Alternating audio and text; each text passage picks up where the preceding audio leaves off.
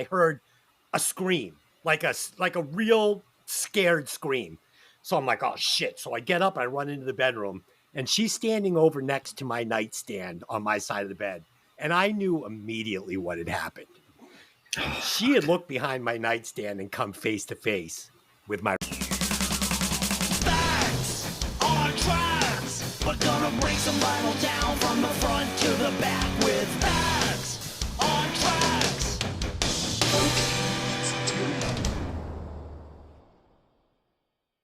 Showtime. Welcome to Breaking Vinyl. I'm your host, Des, a.k.a. Johnny Fever. And as always, I'm joined by my three co-hosts. First up, the podcaster, coming through in high fidelity, Evil Ed. What's up, people? Next, the podcaster, playing the deep cuts, Dangerous Dave. Hey, how you doing? and last but not least, the podcaster with a degree in rock and roll and haircut that kills, Eganstein. Hey, I got you with that one. haircut that's killed. Yeah. I got you with that. He doesn't have a haircut. Okay. As always, the mission of this show is for us to introduce each other and you, the listeners, to albums and bands which you may never have heard before. That's coming next week. While also discussing the classics. And on occasion, we will ruthlessly insult each other's musical taste. So sit back and enjoy the show. So before we get started, I would like to reveal a little something about myself. I have started microdosing THC gummies. Yes, I have. Yes. All right. Yes, I have. And I have been Big enjoying fan, it. big fan. Well, my wife is actually, because I'm like, am I doing drugs again? She's like, no. Taking 2.5 milligrams in the early morning, late afternoon, and then 2.5 like around 8 o'clock. And it's just enough to where I am not driving my wife insane. She's like, dude, you can't stop. I can actually live with you now. Like, she's like, you're bearable. So we're going to continue. Takes the edge right off. It And does. just enough. It does. I don't feel quite as, I'm not vibrating at all times now. So that's good. Okay. So tonight we will be discussing Pyromania, the third studio album by Def Leppard, produced by the great John Mutt Lang. We have had a little Mutt on this show before. I'm not sure Mutt was bringing his best to this album, but we'll get into it. It was You're released out on of your fucking mind. Oh, okay. We'll see. This was released on January 20th, 1983 by Mercury Records. The album reached the number 2 spot on the Billboard 200. The band's lineup was as follows: Joe Elliott, lead vocals; Steve Clark, guitars, backing vocals; Phil Collin, guitars, backing vocals; Rick Savage on the limp dick horrible bass, and Fuck you. poor Rick Allen playing the cymbals. Oh, God, dude. Oh my God. Okay, and Pete Willis, I guess we could say he played some rhythm guitars. Let's do some band facts. I will get us started. So before I discovered this fact this morning over coffee after I'd already done my write-up and listened to the album. I was thinking through the whole listening of the album. The bass sucks, the drums suck, and the snare drum is so awful it's almost unlistenable. Terrible. And I hadn't listened to this album in its entirety in years, you know, and we're doing this for a music podcast now, so I'm really listening to it. It's not like just listening to, fucking Rock of Ages on the radio in my car and just kind of letting my memory take over the listen. No, breaking the songs down. Its fucking drum tracks were atrocious. And it's because they're fucking drum machines. There's no drums on this album. There are no drums on this album. And it hurts the album badly. And Rick Savage. Why do you say there's no drums? Because there's no drums. It's a drum machine. This entire album is a drum machine, and the drummer only played the cymbals over it. So where did you find that? it's fact. He didn't play on the album. There's no drums. Mutt Lange decided that, so they came into the studio with notes and riffs. They didn't have an album ready to go. What's your reference on this? Because I question it. No, it's true. It's true. Yeah, fact. coming from the guy who can barely read, Nope. never mind use the internet. This is a true fact. Now, what happened was they came in, they did not have an album. So Mutt Lange decided, we're going to write the album as we go. And this is going to make it so we're going to have to continuously change these drum tracks up as we go through the recording process, which they did. So they decided that they were going to go with this new state-of-the-art drum machine, which they did. And this is what they came out with at the end of the day. And the drummer just played cymbals on the album. And it was glaring, I thought. Dave, what do you got on this album? And is my fucking fact legit? From what I found, your fact is legit. It is legit. Thank you. Selling over 10 million copies in the U.S., it has been certified diamond by the RIAA, selling 10 million copies in the United States alone. In 2015, Rolling Stone ranked Pyromania at number 17 among the 50 greatest hair metal albums of all time. It's pretty close. Yeah. Halfway through the recording of the album, the band fired Pete Willis and hired Phil Collin, formerly of the band Girl. With also, Phil Lewis from LA Guns, correct? Yes. Phil Lewis was the singer of Girl. And if you haven't heard them, definitely check it out because they are awesome. Nice. Yes. Phil Collin, not the same guy as Phil Collins in the 80s. It's a different guy, in case you didn't know. And last fact, hopefully I'm not stealing this from somebody else, but 80s pop icon Thomas Dolby, famous for She Blinded Me with Science, played keyboards on the album under a fake name. Cool. Yeah. Ed, you really didn't notice anything about the drums when you were listening to this? You couldn't tell that these were not legit drums? Nope. Wow, because it was really obvious to me. The snare drum didn't even sound real. I'm like, there's something wrong there. This is not Sounded really like 80s. Were they Even the preparing way for the they future? played it, there wasn't a lot of subtlety on the drums. It's just boom, boom, Yeah, and a lot of I don't know, maybe just I've seen them live so many times. David, That's a what lot I hear of when I hear it. repetition where you're like, oh my god, this. I've heard this snare fill 100 times in a row. It's terrible. Oh god. All right, Ed, go ahead. All right, so I'm going to give you one fact and then 3 reviews. Ooh. The one fact that I kind of liked, and I'm kind of a big fan of this idea.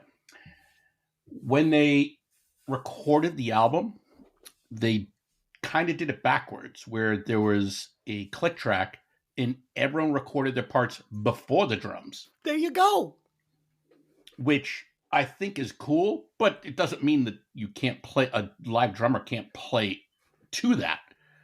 I'm just saying, I think that's pretty brilliant when it comes to, if you want to chop it up and splice it together, it just makes life grand. Right.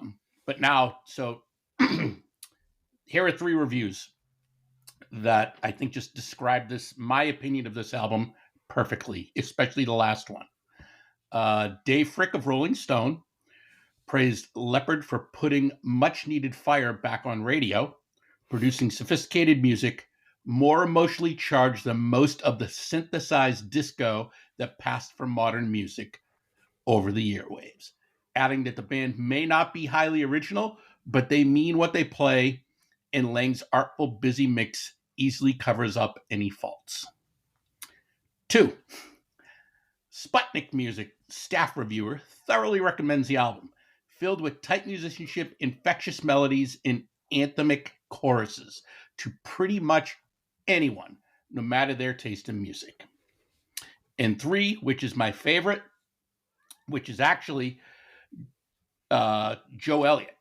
I remember meeting Phil Lynott, recalls Joe Elliott. We delivered Pyromania, and with us sharing a label with Lizzie, he'd heard it. He put his hand on my shoulder and said, I heard your album. It's the reason I've split the band. I can't compete with that. the crappiest backhanded compliment I've ever had. I wish I had been brave enough to shove him up against the wall and say, well, make a better album then. But I just said, oh, and scuttled off. I am such a huge Phil Lynott fan. And yes, it's Lynott. And I know I said Lynott first. Yeah, it's just, I can picture that conversation, especially after some of the insight that I got on Phil from his touring lighting designer and operator. Very interesting stories on that guy. But yeah, totally see that conversation happening. Good stuff. Yeah, no, Ed, great album. Great album. The big three, unbelievable hits. But I mean, this album feels extremely stiff, and I wonder what it would have felt like. Like if you listen to the first Def Leppard album, where where they let the drummer play the drums, it's a lot heavier and a lot better. This one had a weird, like kind of a pop feel to it. And it was specifically done that way. Yeah. And it's like the first two, I can't remember the first one, but what High and Dry was the second one, and those definitely had more of a rock sound to them. I mean, Joe Elliott was even singing in a lower register most of the time. Yes. Whereas Mutt Lange pushed him, said, sing an octave higher. Yeah. And I think that just became the iconic but I have of to, the time. I have to wonder, like what, some of these big hits, like some of the ones that are their biggest hits of all times, like Rock of Ages, what would that have sounded like if they had had the real crashing live organic drums on it? Would have been better. So that's my only point. This kind of goes back to that Prince Purple Rain thing. I don't like a whole album built with electric drums. Doesn't work. Feet, what do you got? I didn't know that it was, and I was going to ask you guys about that because, I listened more intently to the drum tracks on this when I was listening a couple of times, and I couldn't tell. I don't know, but I mean, not to be a dick or anything, but maybe were they preparing for the future? Shit! No, but they stole the poor guy's last shot to do a studio album. Right, but. Yeah, and I was going to talk about the Thomas Dolby thing, and I think you can see some of his influence on this in a couple of tracks on the album for sure, and that not as much for me, but overall, this is a great fucking album. So you nailed it. There's 2 tracks on this that feel like they could be in a Michael J. Fox fucking 80s rom-com, which is fine. I mean, I like them a lot, but they just don't belong on the album, which is why I said this album isn't quite as rock solid as I remembered it being. I remembered it being a much heavier rock and roll album than it actually is. Yeah. Let's share a couple opening thoughts on this. So when this album came out, I was at the tender age of probably like 14, 15, right in that area. And I was living in a complex called Queen Anne's Gate. And there were tennis courts with these giant rocks, like huge rocks that went up like 50 feet. And all the kids that lived there in the complex, all these little fucking insanos. There were some girls, there were some boys. We were all experimenting with weed and cigarettes and teenage sex. And what you would do is you would take these, for the kids listening, we had these ghetto blasters. They were these big radios with 2 speakers and a cassette deck in the middle. And we would take it up onto the rocks and, we would drink whatever we could get our hands on and smoke Marlboro Reds. The girls would smoke Marlboro Lights because that's how we did it back then.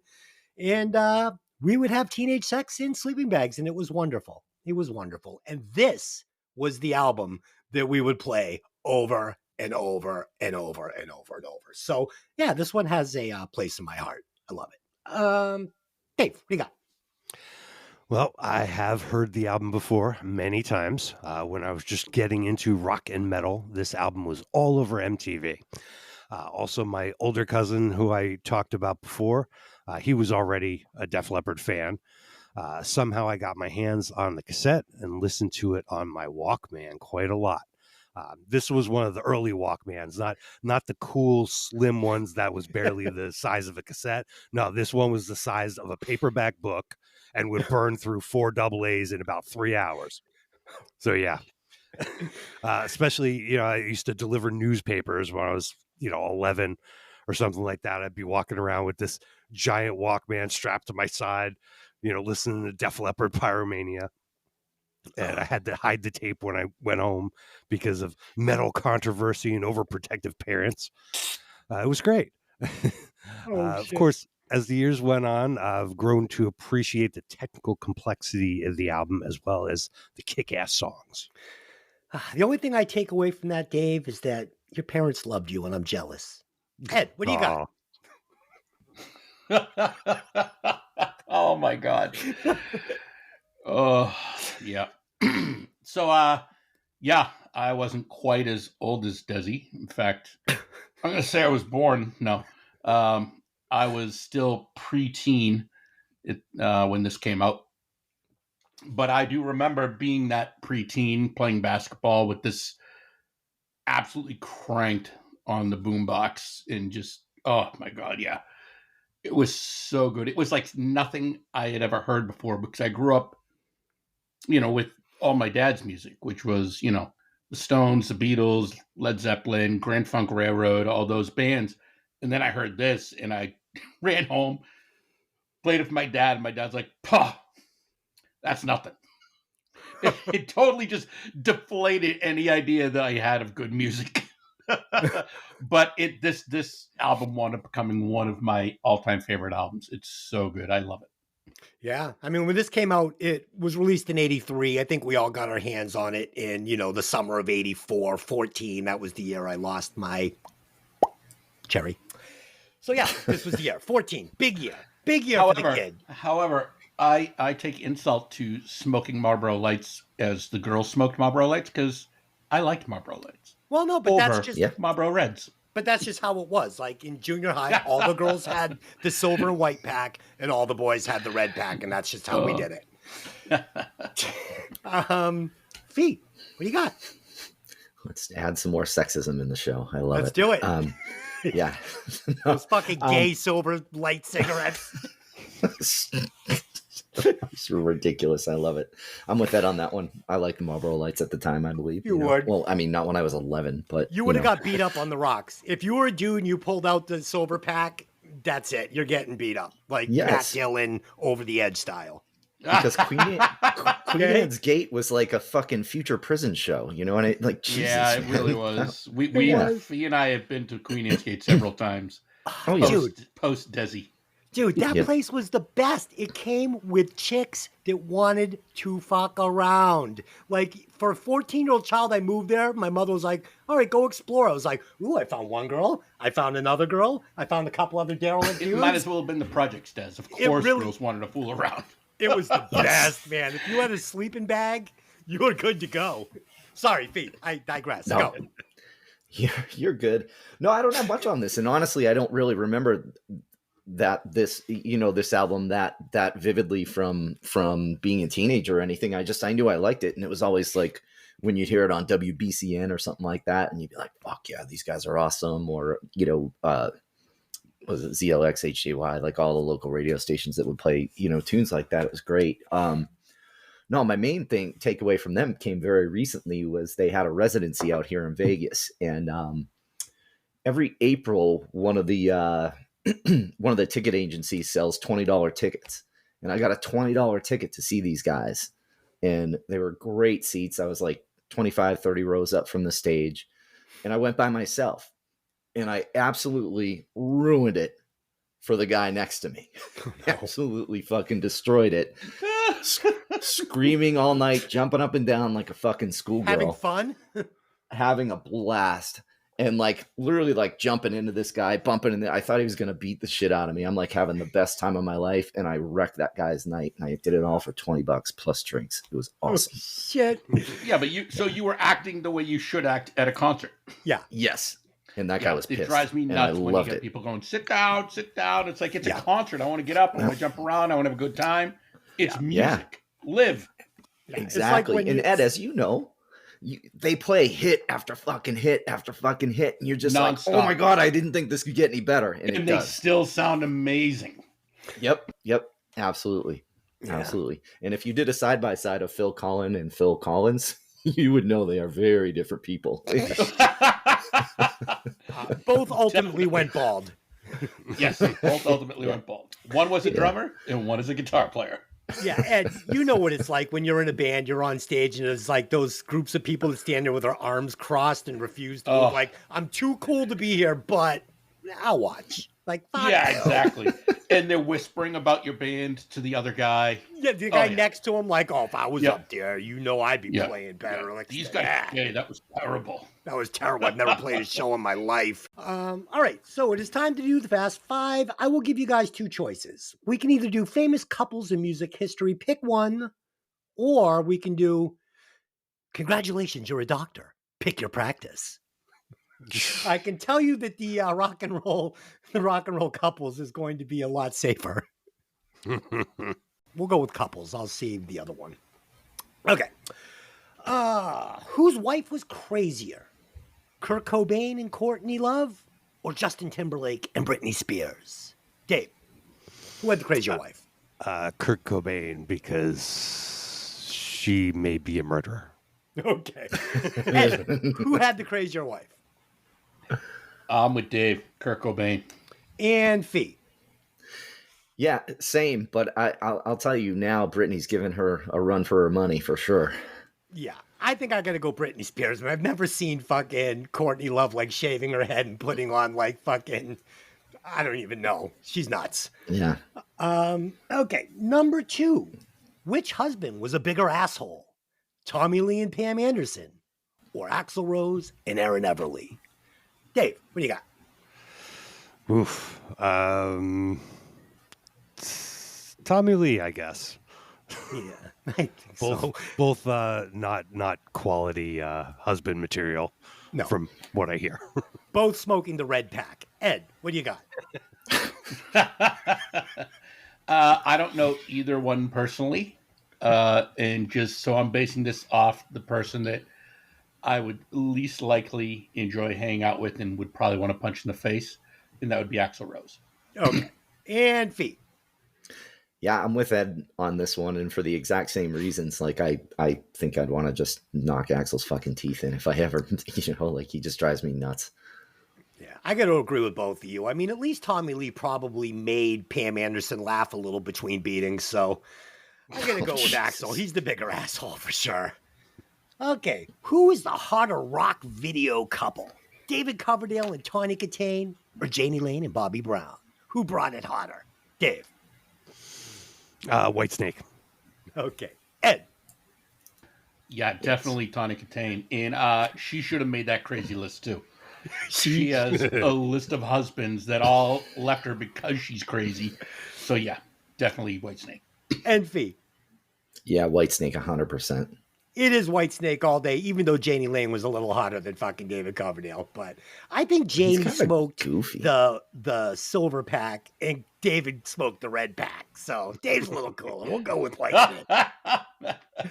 And who had the more annoying wife? Sid and Nancy or John and Yoko? Ed. I'm sorry, Dave. John and Yoko, because Nancy never tried to sing, as far as I know. Maybe. Yeah, and she was blowing guys to get fucking Sid ahead. She was a good egg. Ed, what do you got? Oh God. And she got him hooked on heroin. So Yeah, she did. Yeah. Yeah. quality. Yeah, that was a train wreck, but it's an equal train wreck. Definitely Yoko. Oh my God. Yeah, 100%. And Fee. Yeah, Yoko for sure. Yeah. Yeah, it's Yoko all day long. Yeah, never tried the heroin. Never had a fucking desire to even, put my finger in the bag and, touch it to the end of my tongue like a narc. Fee, have you ever shot heroin? No. Dave, heroin? Yes or no? I've never even seen heroin. And Ed, Right. Ed, have you ever shot heroin in your fucking head of your penis? No, but I know plenty of people who have tried and been on heroin. Okay, as do I. Yeah. But again, I'm with Dave. I don't even think I've ever seen heroin. Maybe once at a party or something, but I've never fucking done that. But from what I understand, very nice high. People enjoy it. Just the first one. Yeah. And then you're chasing it the rest of the time going, how come it doesn't feel as good? Goes Not so much downhill from fun. there. That's what I hear. It goes downhill from there. Yep. Okay, we not to make light of a horrible epidemic in the country, but we make fun of everything inappropriate here. So if you don't like it, you know where the stop button is. Just call us South Park. Yeah, pretty much. Okay, let's get into the track breakdown. Track number 1, Rock Rock Till You Drop. So with this one, guys, this is my first listen to this album in a long time. And like I said, I was expecting something a little harder than I got. So I wish this one had kicked off right into the song without this soft intro, because I didn't remember this song having this intro. And I was like, I mean, it's okay, but this song kicks ass. So I wish they had just busted right in. And I didn't love the soft vocal section after the guitar solo. Just kind of didn't match the song along with the intro. I felt like this soft vocal section in the intro would have made a great song off a album in the future when they became a pussy pop band. So I thought it kind of watered this great rock and roll tune down a little bit, but I do love the song. It's classic Def Leppard. Dave, what do you got? Yeah, kind of the same. Perfect opening song. You get some rocking guitar and drums as well as a little synth mixed in. The song actually came from an idea they played several years earlier under the title Medicine Man. Phil Collins solo and super cool riff. The song was released as a single with music video in Mexico. Nice. Medicine Man, an amazing track by a band called The Dogs D'Amour, which we all loved. Yeah. Ed, what do you got on this one? Oh, you made me just want to go take a shit mentioning that. Yeah. It's a great First song. off, you guys need to learn to embrace pop. Oh. There's nothing wrong with pop. I like pop. Really? Because you just shit all over it. I don't like pop on Pyromania, but I like pop. There's something to be said about finding the groove, and I think right off the bat, this song grabs you and gets you right into that groove. The album's fantastic. This sets it and starts it right off the bat where it's pulling you in. And I love the intro to that. I think it's fantastic. You would. Of course I would, because I like more poppy rock. But I also like dirty rock, just not terrible rock like you. I'm not sure you do like dirty rock. I think that's a lie. All right, next album I'll pick is a dirty rock album.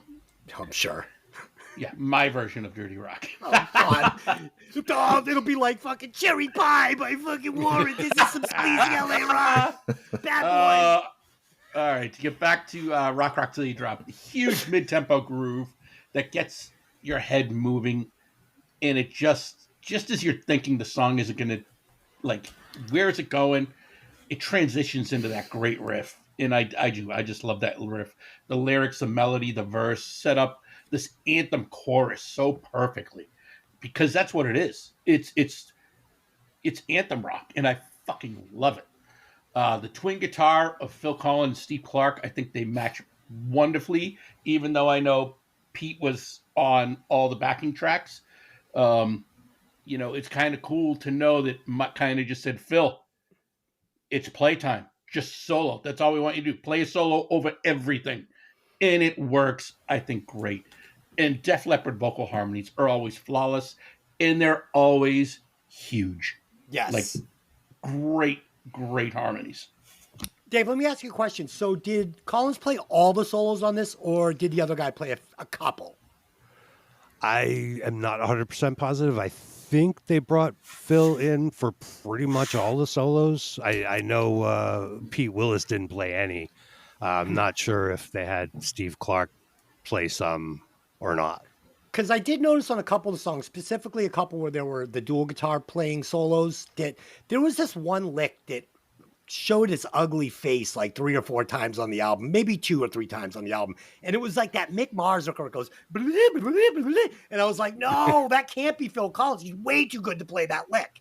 And it felt like a guy who had a very shallow bag. They were like, you're going to get your shot here. Go ahead, play a solo. And he would play that fucking lick. I don't know. Yeah, I do think Steve Clark had little bits here and there, but it's mostly Phil. Yeah, it was glaring. At least that's what I read.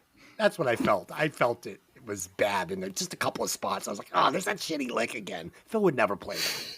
Fee, go ahead. You guys got a way better ear than I'll ever have because I don't know. This is the big anthem, like Ed was saying, and I love those kind of rock anthems, which is why I like bands like Kiss, and yeah, this was just huge. And I guess the one take I kind of got from it is like, I heard this song so much everywhere that I was surprised it wasn't a release, like only a release in Mexico. And that kind of blew my mind. But this is a total playlist. Perfect 10. Great song. It is. It's fucking great. I mean, even with those two little fucking wussy parts, it's still a 100-watt song. It kicks ass. There's no wussy parts in here, Des. None. Part 2. Track 2. Part 2. Photograph. So I love everything about this song. It has great lyrics, great vocals, perfect arrangement, topped off with, uber catchy chorus. I love the breaks with the guitar solo lick where it will stop the music and he'll give you that fucking just a lick. Oh, it's so fucking good. And of course, I love this guitar solo. I mean, when this guy fucking uncorks it, it's really nice. The guy can play. Did you ever see the episode of Pawn Stars where the girl brings in the custom guitar, the Def Leppard custom guitar that Phil Collins had painted himself? He had painted like a run of like 50 of them and signed them like in at the Charvel factory. I think it was the Charvel. And she brings it in and Rick says, oh, I got someone that can authenticate this. And walks in fucking Phil Collins. He's like, oh yeah, I painted this one. This is like one of the, the first 3. And yeah, and I think she got like $10,000 for it. So pretty good. She got it for a wedding present. Yeah, she got it for a wedding present. I got someone who can authenticate it, and literally it's the guy who painted it. It was so good. So good. And he played it, and then he signed it again. So yeah, Rick bought it for $10,000, and she was super psyched. Dave, is it your time? Sure. Okay. Yeah, I think he's got a. It's maybe not be Charvel. I think it's Jackson. He's got a Jackson run of signature guitar models of more recently that he plays. I think exclusively. Sorry. Mm-hmm. Anyway, yeah, Photograph. Good video. This was the first single released from the album. Another great riff and cowbell. Huge sounding vocals. Killer solo. I love this solo. And then we kind of talked about this before about the guitars and bass parts being recorded to a click track with your keyboard synth drums and the real cymbals being added on top last so that they could sort of cut the songs up and arrange them how they wanted and make it a little cleaner rather than having to re-record stuff. But yeah, I mean, they were trying to put in some pop to their metal sound, and if they didn't do it this way, it might have just sounded like every other metal band. Yeah, I mean, if I hadn't, back then they were this was like one of the first hair metal bands. This guy's Dawkins. I mean, these are the bands that were late 70s coming into the very early 80s that were gonna make it different than AC/DC and make it different than the 70s rock, not traditional hair metal bands. Like, this is your first, like, here we go. Hair metal, lipstick, hairspray. Here's my dick and a fucking British flag.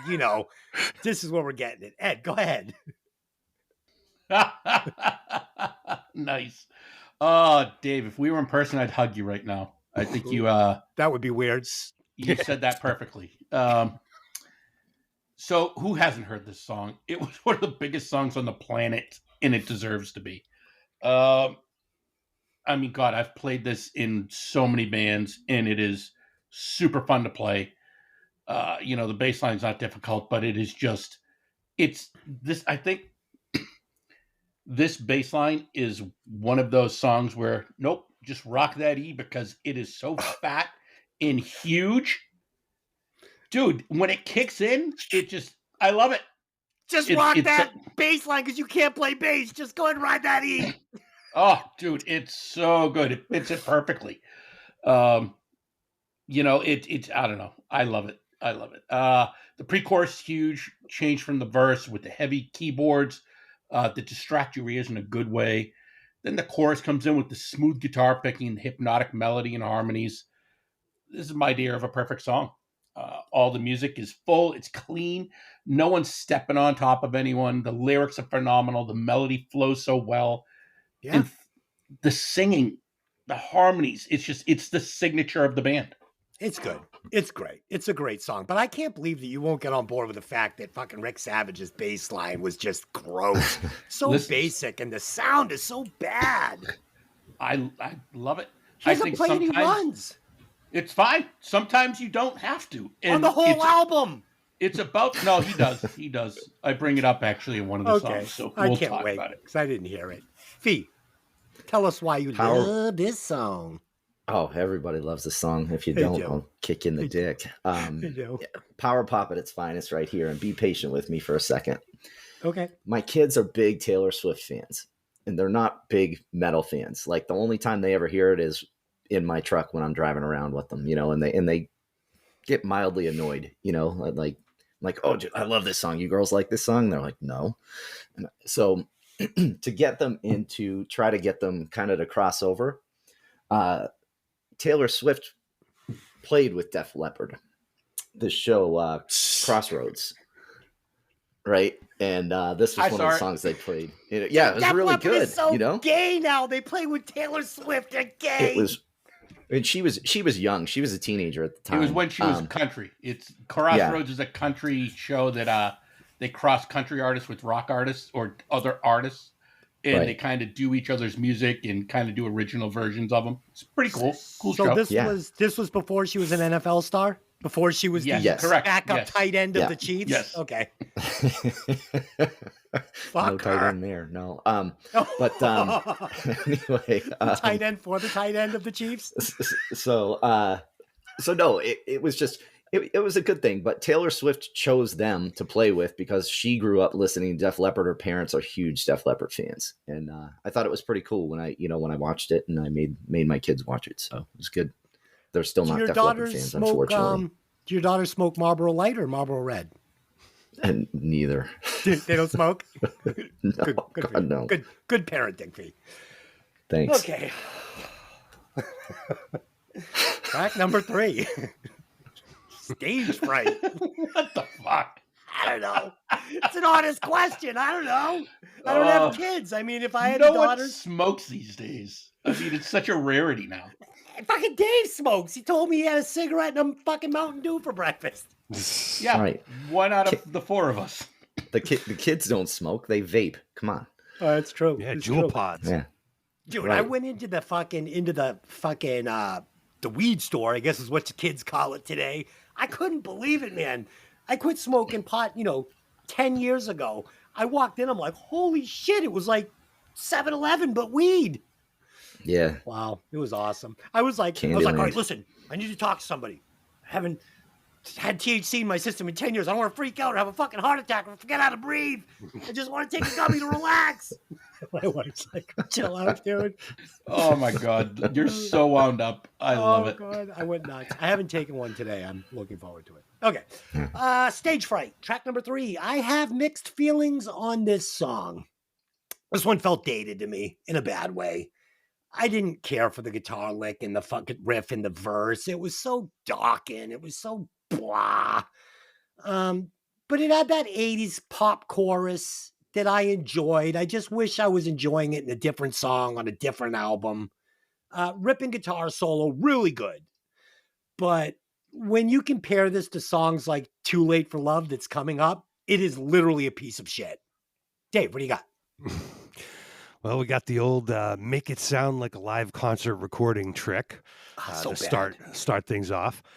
Joe Elliott's vocal is savage here. He's screaming pretty good. I like him singing like that.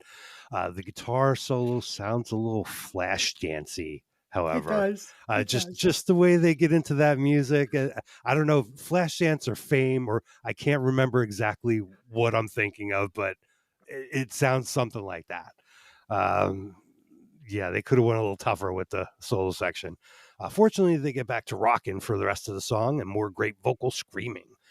According to Lure, Mutt Lange became a 6th member of the band for the songwriting and arranging on this album.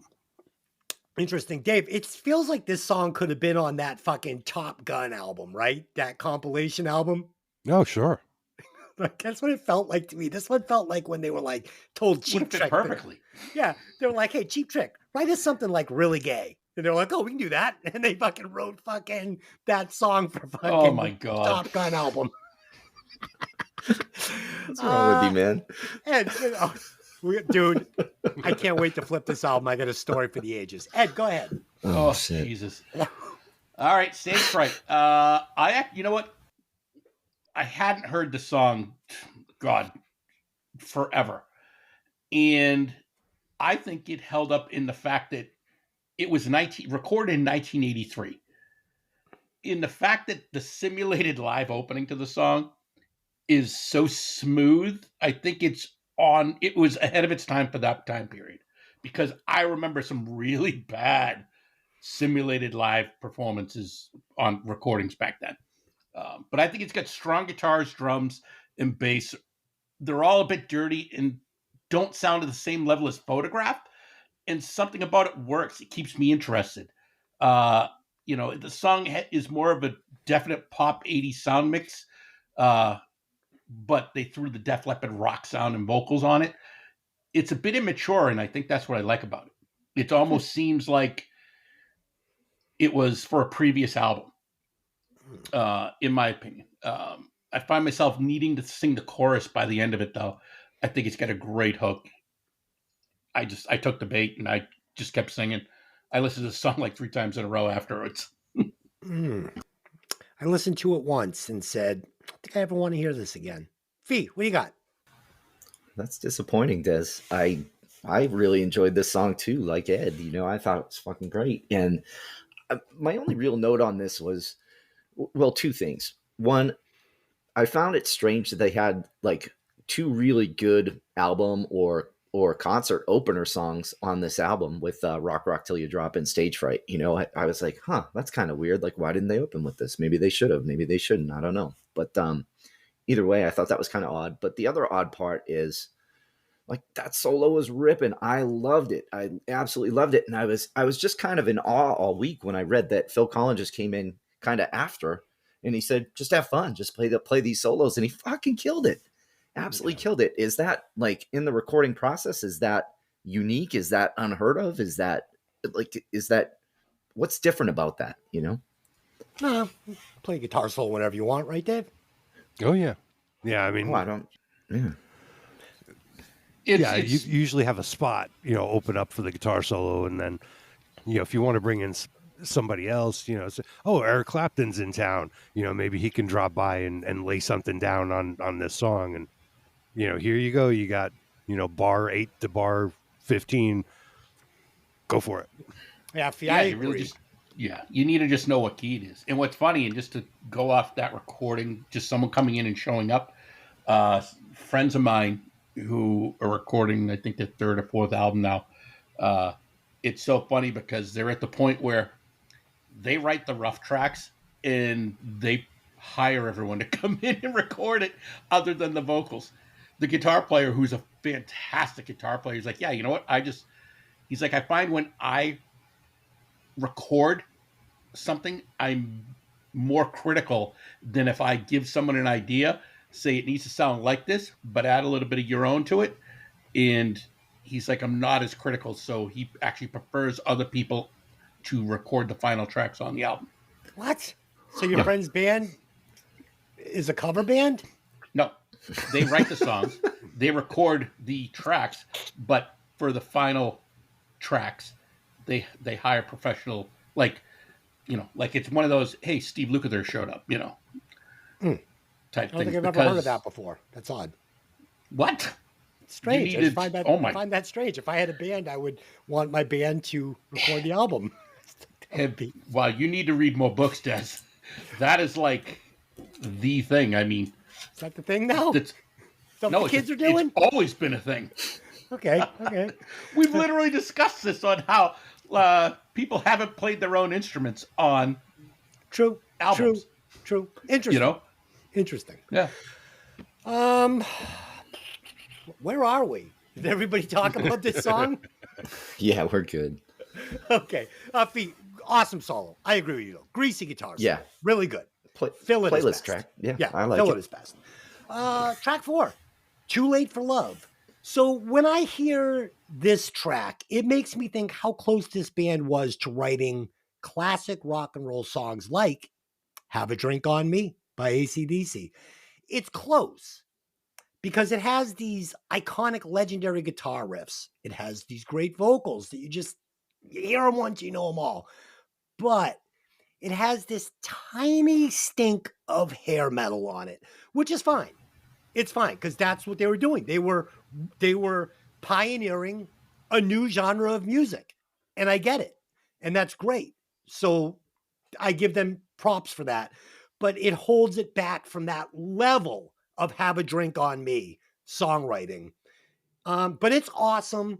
It shows what this band is capable of. This song shows what this band is capable of. My only knock would be the bass is fucking anemic on this song, and the drums just don't sound good. But I mean, I didn't notice it until now, so it's fine. I mean, they definitely slipped these bogus drums under the radar if you're not looking for it, right? So, Dave, what do you got? Well, we got a cool vibe to the beginning of the song. It's kind of spooky. And then gigantic vocals come in. This would become, Def Leppard's trademark.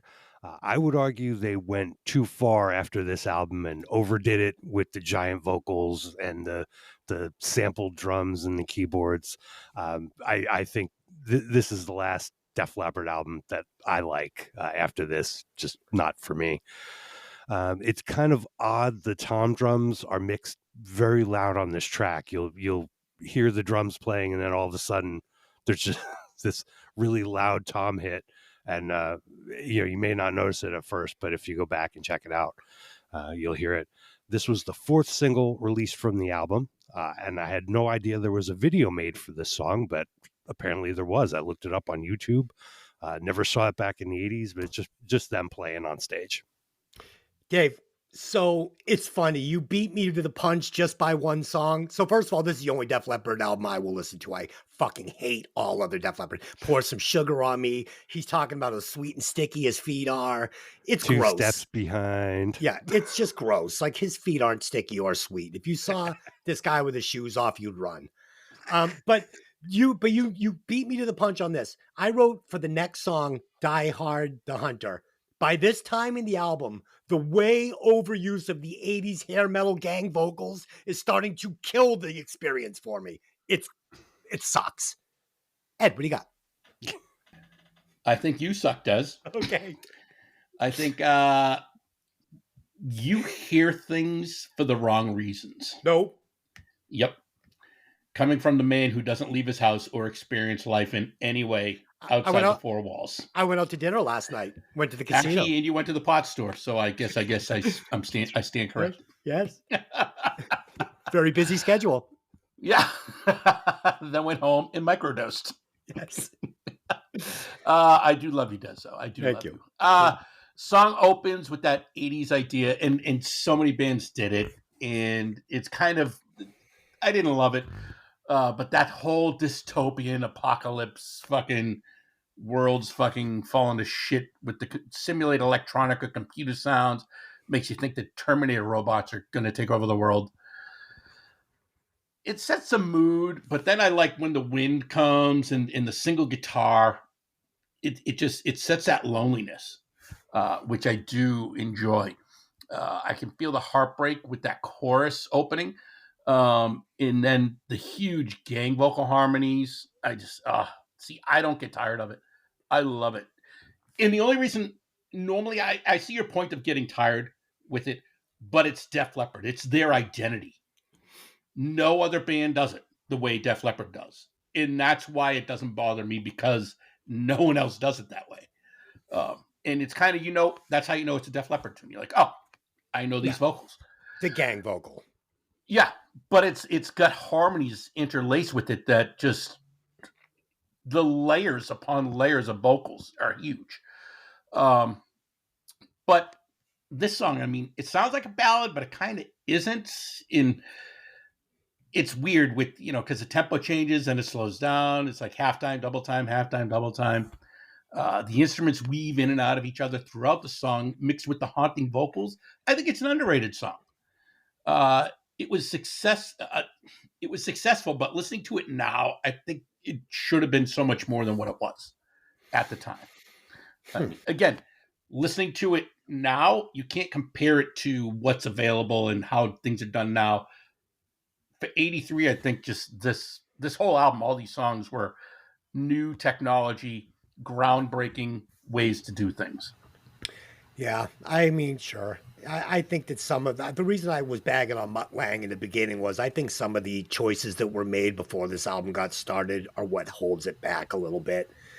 I think they just made some bad choices. I think right off the bat, cutting the drummer off the album was a bad choice. I think I agree. I don't disagree. I learned something. Thank you. Yeah, overdoing these gang vocals. It was a bad choice. I mean, it was great in spots. They use it in spots. It's great. And then you take it out in spots. You keep this album from being 100% stamped in 80s hair metal. They could have made this a little bit more classic of an album that would have been a little more timeless, if you will. B, go ahead. Dang. I don't know that I like those comments, Des. But I love this song. I'm with you, Ed. I think it is a little underrated for what they do. And, I kind of wished that the power ballad stayed more in this kind of way than some of the like sappier later, stuff that came out, like Whitesnake Is This Love, like all of that stuff. And, like To Be With You by Mr. Big, all of those things, like where it just got kind of cheesy and sappy and stuff. And don't get me wrong, I love those songs at the time, but now looking back, I'm like, what the fuck was I thinking? This is more of a like power ballad style that I like right here. The songs of playlist, I love it. That Mr. Big song is such a piece of shit. I can barely control myself. Oh my God, it's like you're constipated, Des. It does. Right. Pushing out a big turd. Yeah. It is, and it's Mr. Big's I Want to Be With You. Oh, you're out of your mind. I can't wait to see their final tour. Oh, they haven't done their final tour yet. Technically, yes, but that was because the drummer died of cancer, but they're doing one more, so... Okay, track number 5, Die Hard the Hunter. So we already know what I think about this one. By this time, the use of the over-the-top gang vocals are starting to hurt the experience for me. I now don't want to hear this formula anymore. Tasted good a few times, but now it's just too sweet for me. The song's just okay. And we get this super long guitar solo. It was so underwhelming. If you're going to go like 19 bars on the guitar solo, fucking play something with some substance. Go somewhere. Dave, what do you got? Yeah, starts out with some synth sound effects and heavily layered and processed guitar. Our lyrics are sort of a common for the time anti-war theme. The verse riff is a little generic, but not terrible. Chorus has some cool drum accents. I'll say that. But then, the middle section gets a little sleepy until the melodic riff just before the chorus comes back in. They could have expanded on that a little bit. I feel like that would have been a little sweeter. Yeah, I couldn't agree more, Dave. I hated this song as well. Ed, what do you got? I didn't hate it. Oh my God. Oh, you're out of your mind. You're out of your mind. Another The World Is Ending opening to the song, which could have done without. But I do love it. I love the vocals in the intro. I think they convey a great opening for what's about to come. Then they hit you over the head with these amazing guitar tracks. I absolutely love the guitar on this. Something about the tone and the chord structure literally gets me excited. Like there's one specific chord that I'm like, it just sticks out and hits all the right nerves in my ears that I literally get excited. The verse is a strong, constant groove. Then you have that pre-chorus that changes it up with this amazing transition that Def Leppard is so good at. Bring in the chorus and I'm sold. It's another great song. My only negative is it's a bit too long.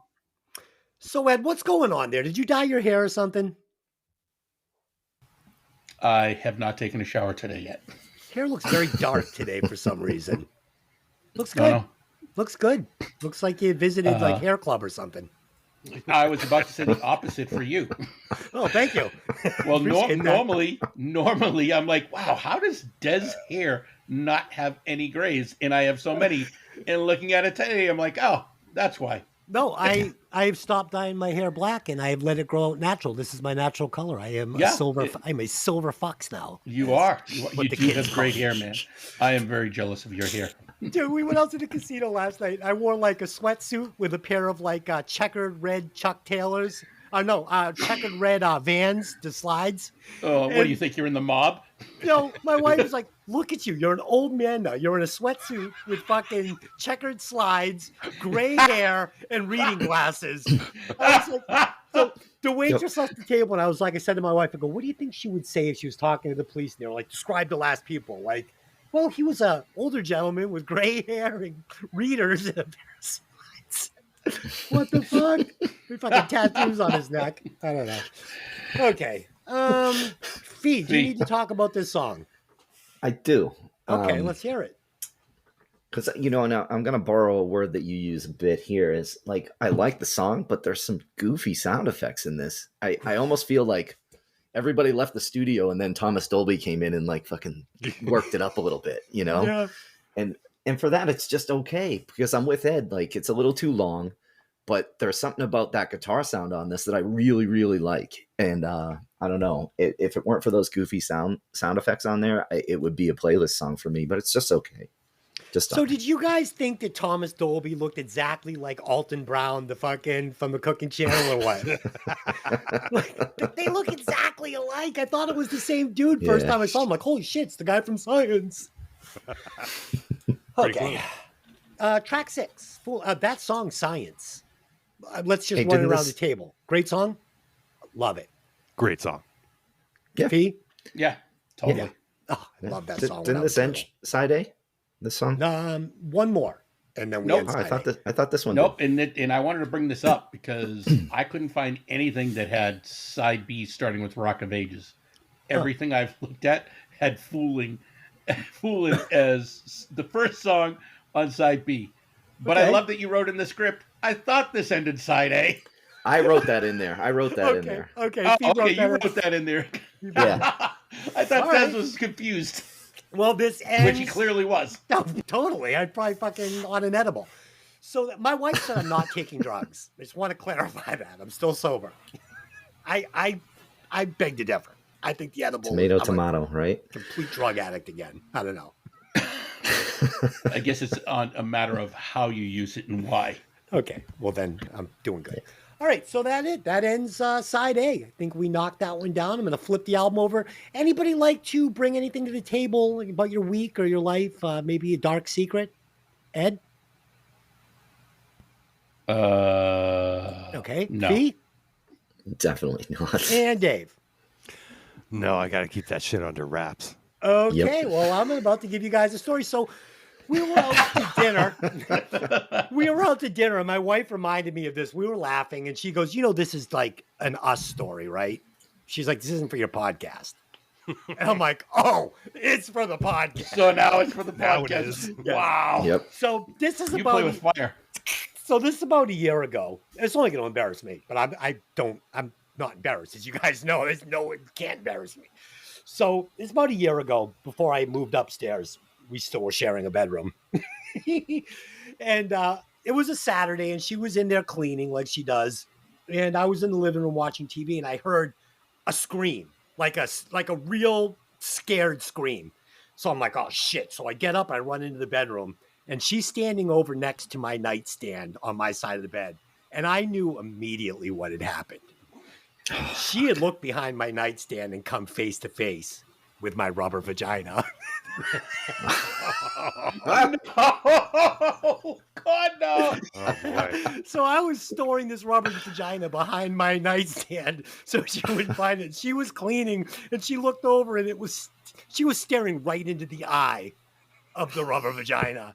So she screamed. She thought it was like a body part or something. She's like, what the fuck is that? I go, oh, that's my rubber vagina. That's your backup. And she was just like, you're so Designated fucked. hitter. But what was nice about that, the DH. What was nice about that was I was able to take it out from behind and put it in my sock drawer, and she just didn't mess with it after that. But my question is, Dave, do you now or have you ever owned a rubber vagina? I have not. Ed, do you now or have you ever owned a rubber vagina? I have actually. Oh, good for you. Oh. Good for you. I love that. Okay. Not anymore, but yes, I did at one point. I don't have mine anymore because I blew it out and it split. Oh, wow. Impressive. So I had to throw it away. You bought the extra small just so you feel good. God, yeah, something like that. And Fee, do you or have you ever owned a rubber vagina? That's a no from me, dog. No Okay. fucking way. But not that I wouldn't, but I was laughing at first because I'm sitting there thinking, I'm like, you're gonna go in there and she's gonna have your Oculus on and see what kind of porn you watch, and she's gonna be fucking horrified. No, actually, But this is so much better. Yeah. fun fact. I like a nice missionary man on woman porno. Yeah. So you can Kinda look at my the guy's thing. butt from behind. Yeah. It's gross. I That one. don't like that. I don't like man ass. Okay, good. So I think we Wow. did that. Yeah. So funny though. So I got it at this store called X Video by my house. And it's like this filthy store where people like kind of go in like, with the newspaper over their face, like they go in. But it's funny. So when you go in there, it's like, these cool chicks work there, tattoos and stuff. And I think they're trained to say this to everybody so you don't feel like a total creep. They're like, oh, so you're going to a bachelor party? Like, like you're buying this as like a party favor or Yeah. something. It's like, hey, you're I'm like, no. I'm going to fuck this. I'm married.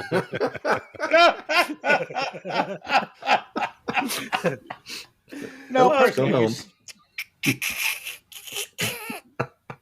Okay. Track 6, Fooling. I love this. It's a great song. I like to listen to it when I'm fucking my rubber vagina with my Oculus on.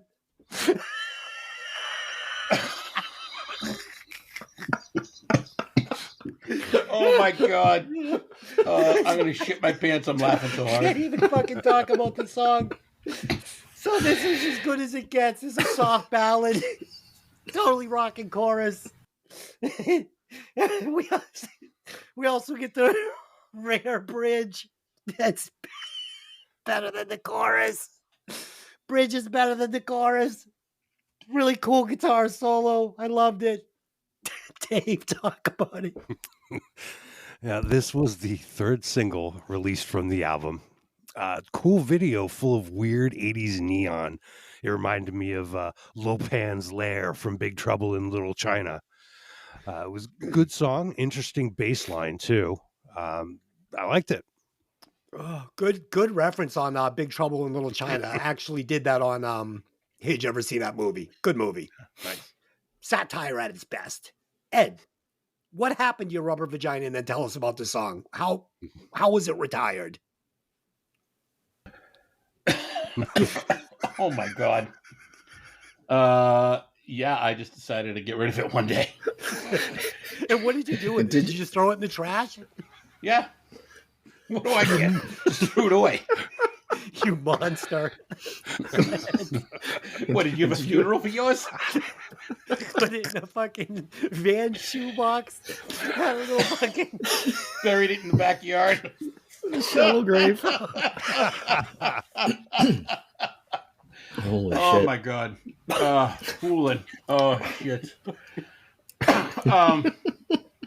Oh dear lord. The acoustic guitar and vocals in the opening of this song are so fucking amazing.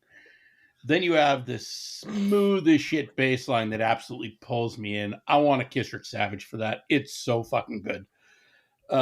Then the song kicks in with this massive wall of vocals, and just the chorus is massive. It's only one word, but I love how it works. And hey, cowbell again cuts through that wall of vocals.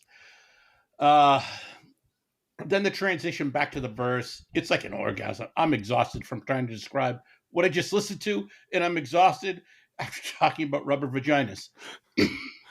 Dude, I can't stop laughing when you said you just threw it away.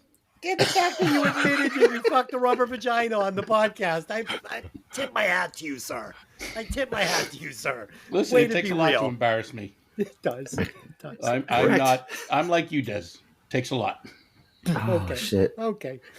I also had a sex doll. I popped it. I tried to patch it a couple of times. I've been looking at so Flex I've been seal. looking at we talked about That's Flex Seal. He said Flex Seal. Oh shit. Oh my god. Oh god. Yeah, I mean the technology's there now. You can buy some pretty amazing all right, Pete, what do you got on this? I got nothing. I mean, obviously this is a playlist song, but fuck, I mean, Ed, did you ever fuck your rubber vagina to fooling like Des? No, not the No. fooling. Not Oh, the good, fool. good. Not to fooling, something else. Good to Only know. women bleed. This has gone horribly wrong. Oh, Lost my some God. more. Des, did you invest in the real doll? No, because I thought it would be weird if my wife came up and found like one of those, really realistic looking dolls, like wearing a AC/DC shirt sitting on my couch. Oh, fuck. And now we have no female listeners. Well done, gentlemen. Well Oh, done. my But I God. wouldn't be against it. I wouldn't be against it. I want to get one Obviously. and send it to your house just so we can film the reaction. Please do. Yeah. I'd be like, honey, I can't throw it away. It was a gift from Ed. That would be rude. Okay. Okay. Track number 7, Rock of Ages. This is what we all came for, boys. This is what we bought the album for. This song, 100% fire. This is the best Def Leppard song of all times, in my opinion. This 100-watt song. This, me and my friends, we played this song over and over and over. The girls would smoke their light cigarettes and scream out the chorus, and I fucking love this song. Infectious, amazing. Dave. Yeah, huge video. This might be their most famous video. Did Ibanez ever reward Phil Collin for helping them sell 1 million Destroyer guitars? Right. This is the black guitar that he plays in all the videos is an Ibanez. It's a version of Gibson's Explorer shape. And at some point, I guess he switched from playing that guitar to going to play Jackson guitars. But anyway, it was the second single released from the album. Of course, one of the most classic cowbell songs, and really cool left-right guitar bouncing. I don't know if you guys found the talking about the opening of the song with the. It is not actually okay. I'll leave that for you, Fee. You can tell people all about that, and great song though. Yeah, that was nice of you to leave a little meat on the vagina for Fee. Ed, what do you got? Dear God. Yeah, who hasn't heard that opening? I mean, it's famous. And I want to say I fucking hate you, Offspring, because every time I hear that, I'm like, yes, I can't. Oh, fuck, it's that song? Yep. But it's fucking huge. Oh, my God. The way it builds and then drops out to a keyboard and drums with that anthem vocal line. Gets me aroused. Oh, I wish I could have been a fly on the wall throughout the writing and recording of this song. There are so many little layers to everything and the panning left and right tricks that I honestly never noticed until I listened through quality headphones. Like the last time I listened to this through headphones was when you had those little orange foam things over the headphones that had no bass in them at all. Oh my God. I feel like I heard the song for the first time listening through these nice headphones. The song is iconic. Everyone has to truly listen to this song in detail to appreciate the level of recording and production that's in this song. It's something. Wow. So Amazing. fucking good. So fucking good. Fee, talk about it. Yeah, this is amazing, obviously. And yeah, Gunter Gleben, Glauten, Globen. Like, I think we probably all had discussions on what that was as kids. You know what I mean? Like, what the fuck is he saying? And, I was I was a little disappointed to find out that it was just kind of like German-based nonsense words from Mutt Lange. You know, like is that what you found too, Dave, on this? Yeah, that was just sort of gibberish they made up. Yeah, just gibberish. And I was like, man, I thought it was something totally cool that I was just too lazy to ever look up. And I'm like, oh, now I have the opportunity to look this up, and I'm disappointed. But either way, you can't be disappointed in this song. This fucking song is amazing, absolutely amazing. I always assumed it was just 1, 2, 3, 4. That's basically that the Mutt Lange got so sick of just counting it in 1, 2, 3, 4 that we're gonna make up some. Well, it was cool. Yeah. It was cool. I loved it. I still think it sounds cool to this sang it as a day. kid. Yeah. All right. All right. Coming Under Fire. So these last 3 songs, man, not a skid, but not. I would have saved one of the big 3 for the final 3 if it was me. So on this one, Coming Under Fire, the bass sucks, both in sound and execution. It is fucking just deflated sack. Song sucks. Ed, what do you got? Dave, What do you got? I know. I heard people talking. Yeah, rock and riff. I thought the lyrics were a little pedestrian in this one, but the melody is great. And they had a cool part at the end that I feel like they wasted, that they could have, because they just threw it in right at the end and never repeated it. They could have incorporated that into the song a little bit more. Yeah, I like the bridge a lot. I thought the bridge was actually stronger than the chorus. I thought it had a really good bridge, but it wasn't enough to carry the whole tune for me. great opening guitar riff that builds into a nice smooth sound. The song is a nice change of pace, I think, to the intensity of what I've listened to. I love the tempo, and I get like this back to early Def Leppard sound of things. It brings me, it's more high, dry sounding to me, this song. I liked it. I thought it was a really good song. I enjoyed it. Oh, nice. And Fee. Yeah, I think this is a pretty good song too. I was surprised one of you guys didn't hit up with the fact that these songs were listed inversely on the original vinyl release, but they played regular. You know, they played in this order. I thought that was pretty cool. Like, that's kind of a huge mistake. You know what I mean? But yeah, either way, pretty good tune. I felt they let Phil Collins had a little fun with this track. Like, I thought his playing was really good on it. You know. Okay. Track number 9, Action Not Words. So this song felt a little pop for the album until the chorus, which is pretty cool. And it has a cool dual guitar solo that I enjoy. But this is where I'm hearing that messy Mick Mars riff that I was talking about. Shows up a couple of times on the album. And I wonder if they're the offerings of Pete Willis, maybe? I don't know. I didn't like it. I didn't like the guitar solo lick. Dave, what do you got? All right. Well, I like the cool slide guitar in the beginning. That was different for the album. You know, a little different flavor in there. Good melody, great chorus. It's almost like they have a double hook in this song. They have the little pre-chorus, like the "shock me," and then they go to the action, not words part. So you sort of get that double hook. Nice multi-layered guitar solo, and then they do the fake out ending. I thought it worked here, you know, going back into the killer chorus. Yeah, cool. Ed, what do you got on this one? I'm torn on this song. It has the similar sound that has been throughout the album, yet there's a little bit of a different guitar tone that gives me a brighter feel to the song. I really dig the song, but I felt the hook is lacking. Honestly, considering the addicting hooks throughout the album, I feel like it's a nice change. Yet, the more I listen to the song, the more it grew on me. And yeah, it's... I started off not liking it, but by the end of the song, I'm like, yeah, you know what? I totally dig the song. Nice. Fee, talk about it.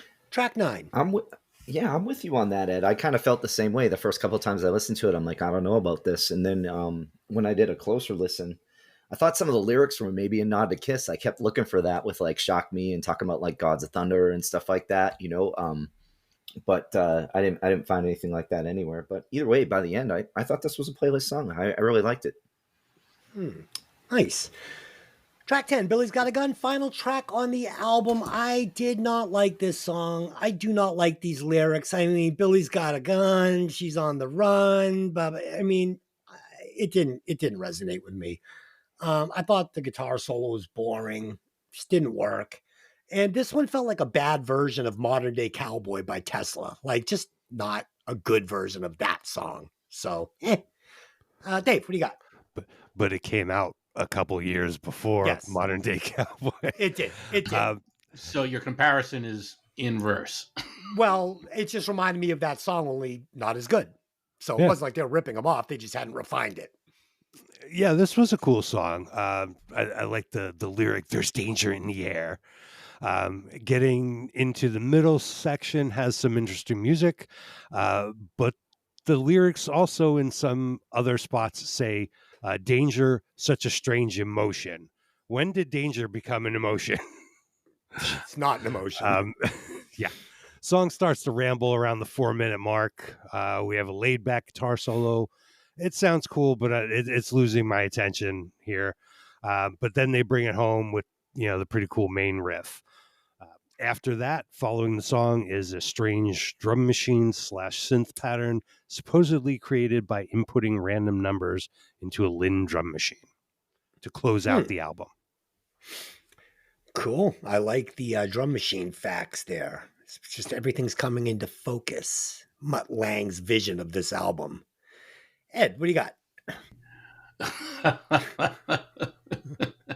Oh, does he? I love this song. First time I heard it, I couldn't believe it wasn't a massive hit. I don't know. This song resonates with me.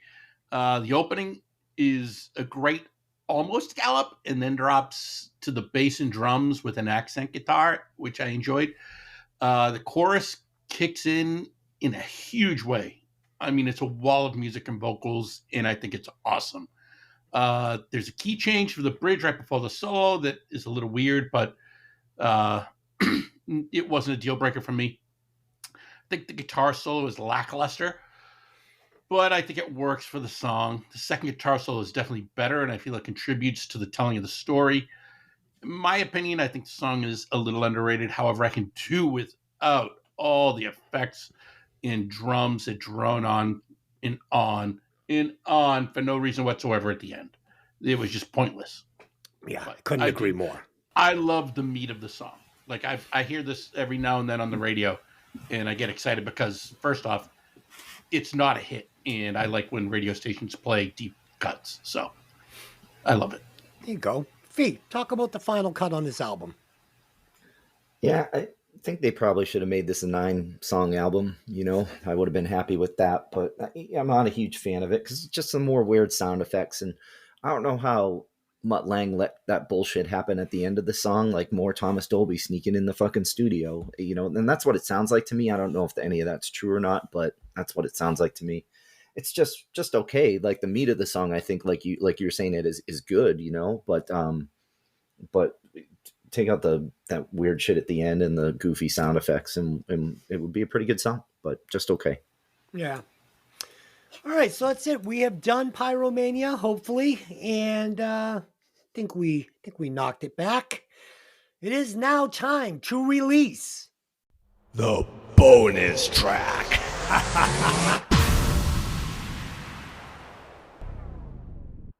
This week's bonus track was brought to us by one Jack Tripper and his 2 roommates of the LA area. Jack writes, guys, me and my 2 roommates absolutely love the podcast, and we would love to hear you break down Wicked Garden by STP. All right, so STP, one of my favorite bands of all times, and Scott Weiland might be my favorite frontman of all times. And I fucking love this song. First off, Eric Kretz is one of the most underrated drummers of all times. But he and Robert DeLeo are killing it here on this song. And again, Dean DeLeo, one of the most underrated guitar players of all times, also killing it here on this track. You couple that with Scott Weiland's killer vocals and dark lyrics, and I'm all in on this for 87.9 watts. This is not even my favorite STP song, but it kicks ass. Dave, what do you got? All right, let me get that score. There we go. Okay. Oh boy, never heard this one before. Haha. If you've had a radio in the last 30 years, you have heard this. Stone Temple Pilots is okay. I'm not crazy about them. I like the musicians. I don't like Scott Weiland, but it's very thick music. If you listen, the music moves around much more than you may think if you're just listening casually.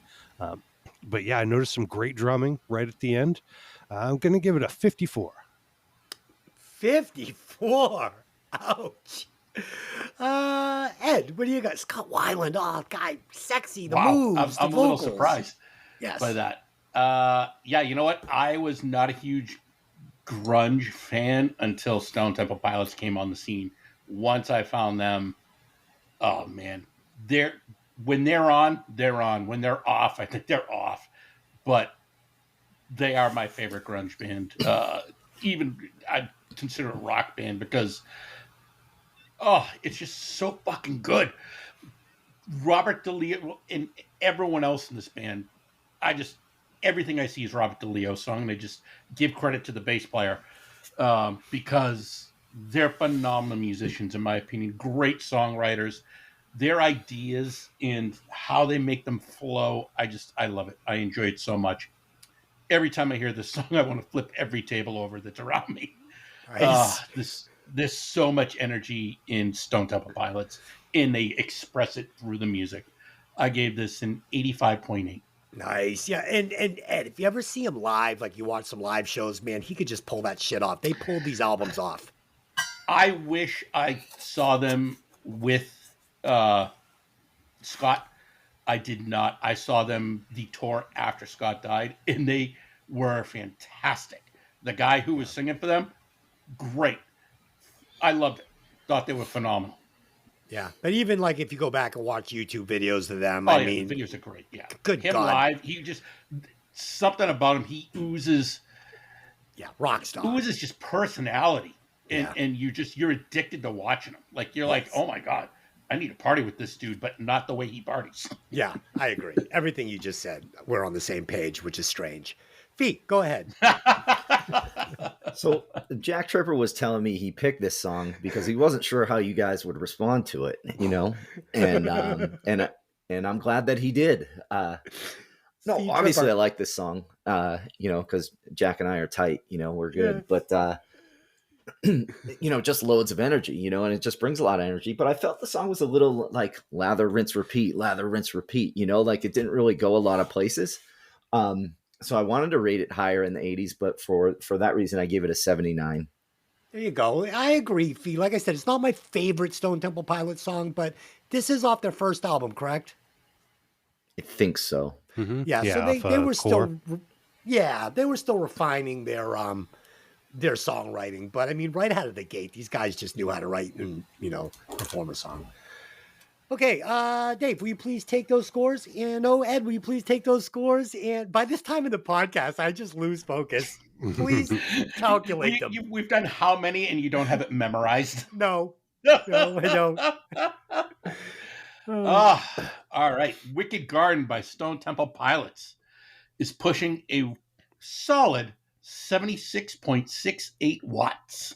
It's fair enough. I think it's a little under, but it's close. Little under. Dave, tell us where that lands it on the Breaking Vinyl Wall of Fame. That will put it at number 5, just under Skid Row's Wasted Time and just above Dirty Loops with Rock You. Okay. It's kind of a strange list we have going, but I'll accept it. Okay. Okay, let's get to some final thoughts here. So, favorite song. My favorite song, obviously, Rock of Ages. I mean, it has to be. Song I would cut? Stage Fright, 100%. I would remove the shitty drum machine and I would replace it with the fucking drummer, Rick Allen. Think we get a better album if we do it like that. Dave, thoughts? My favorite track is Rock Rock Till You Drop. and I would cut Die Hard the Hunter. And as far as replacing, I would cut the bass player and add in Rudy Sarzo. I like that. I like that a lot. I smell something weird going on in my house. I suspect that Uh-oh. my cat is down there fucking like burning my house down and fucking knocking routers out. Like I'm nervous at this point. If Ed, we see talk about smoke rising behind you, we will let you know. Ed, talk about it while I quickly run downstairs, and if I'm not back, hand it off to Fee. I have to know. I got it. All right. My favorite track. This is a tough one. It's between Photograph, Rock of Ages, but I got to probably go with Rock of Ages. Just, it's a great tune. The track I would cut is Action, Not Words, only because it had this little difference to it, and it just it lacked the hook that I think all the other songs had. And the person I would replace, Phil Collins, who I think is great, but believe it or not, because of Action, Not Words has that different, brighter sound, I'd replace him with George Lynch because I like the tone I think the tone would be a little bit brighter. And I think I'd like to hear what he would add to it. Tez loves it. George Lynch is not the right guitar player for Def Leppard. He doesn't play with enough melody, and he's too much of a shredder for Def Leppard, in my opinion. I don't disagree. I'm just saying that's what I would like to see what happened.